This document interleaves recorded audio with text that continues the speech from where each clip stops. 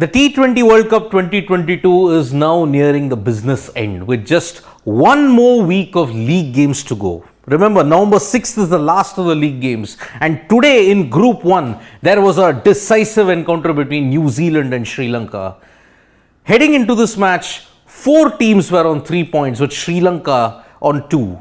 Now, New Zealand have thrashed Sri Lanka by 65 runs, and that has given a lifeline for 2 teams. One team is on course to make it to the semi-finals, but anything can happen. 2 teams have gotten a lifeline, while Sri Lanka, who lost today, they have only themselves to blame for the situation that they are in. You dropped Glenn Phillips twice, and he went on to score a century that proved to be decisive. Sri Lanka lost by 2 runs only to Glenn Phillips alone, and that has ensured, combined with the loss against Australia, all the gains that they made in their win against Ireland has now been nullified. Just a look at the points table. New Zealand, 3 matches, 2 wins, both at the Sydney Cricket Ground, convincing wins. 5 points, 3.8 net run rate. 4.4 to 3.8. You may think that why on earth has the net run rate declined? But for New Zealand's net run rate to surge up to +5, they would have needed a much bigger margin. But with this win by New Zealand, England and Ireland as well as Australia have gotten a big lifeline. But because Australia's net run rate is pretty poor, -1.5, they will have to win their next 2 games by big margins. Sri Lanka, on the other hand, their situation has now become the worst with -0.890. So big churn in Group 1. Sri Lanka have been thrashed by 65 runs against New Zealand, and New Zealand are on top, 3 teams on 3 points. England, Australia and Ireland. So now, what is the situation ahead in Group 1? Australia will take on, they have the easiest of the draw, Ireland and Afghanistan on October 31st at the Gabba and on November 4th in Adelaide. If they win both of them, the equation is still not simple.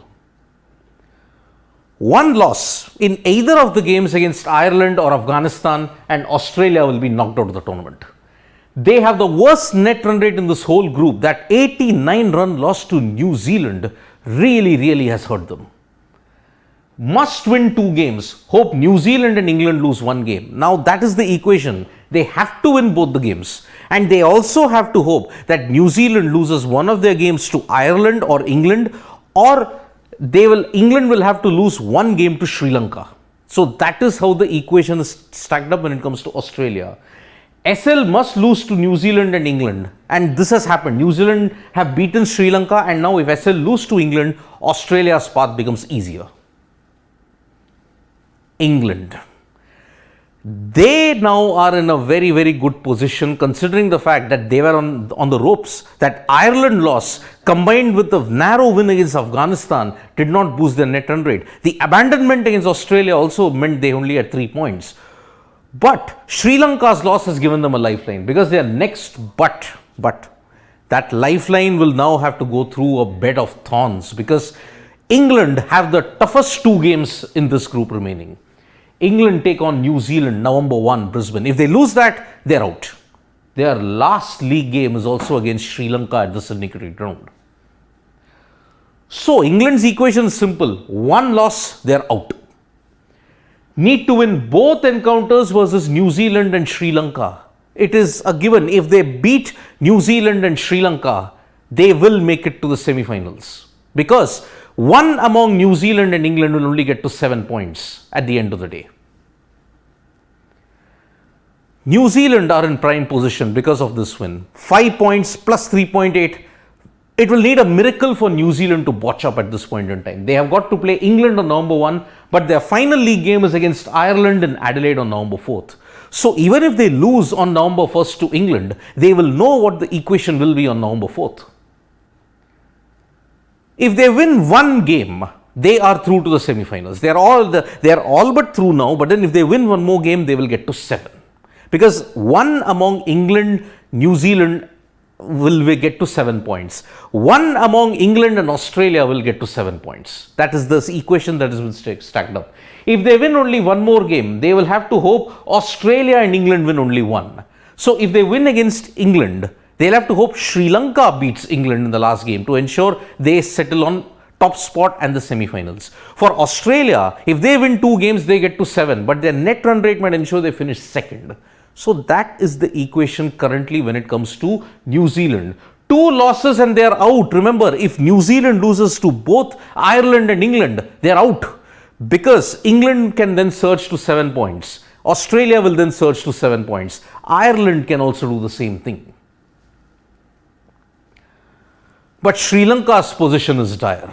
Because of those 2 heavy losses that they suffered to the Trans-Tasman rivals, their net run rate has taken a big hit and they now are in the last position. Australia are 4th, but they have the worst net run rate, but because of that 1 point that they got against England.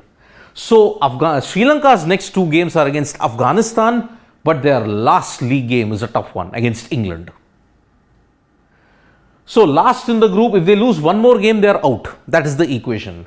If they win the last 2 games, England must beat New Zealand and Australia must win only 1 game. Because if they win their 2 games, one is against England, if England beat New Zealand and Australia win both their games against Ireland and Afghanistan, then Sri Lanka can still technically make it, because they'll get to 6 points and England and New Zealand will be stranded on 5 points. Same is the situation with Ireland. And Australia, if they win 1 game, it must be against Ireland. That is the equation that is there for Sri Lanka. Ireland, they have the toughest fixtures in this group also. They will take on Australia on October 31st in Brisbane and they'll take on New Zealand on November 5 in Adelaide. But their position is also pretty bad, because all the advantage that they gained by beating England has been nullified because their game against Afghanistan resulted in 1 point. Had they gotten 2 points, they would have been in a much better position than they are currently in. So they must win both their games. 1 more loss and they are out. And remember, both their games they have to win and ensure that Sri Lanka beats England and they do not win against Afghanistan as well. So Sri Lanka, if they beat England and Ireland win both against New Zealand and Australia, they can also make it. But England has to win only 1 game. So this is the situation currently in Group 1, because New Zealand's win has ensured they have at least a cushion of 2 points against the rest of the teams. Had Sri Lanka won today, then there would have been a scramble for 5 teams for 2 spots. And Sri Lanka could have been on top today, because Sri Lanka would have gotten to 4 and the rest of the teams would have been on 3 points. And still, only 2 points would have separated the 6 teams. That is how close Group 1 is, but New Zealand has kind of broken away and they are on course to seal the semi-final spot. So thank you so much, folks, for joining us for this live. We'll be back with more updates from Sports Today. Press the like, comment and share button. We are also there on Facebook, Twitter and Instagram.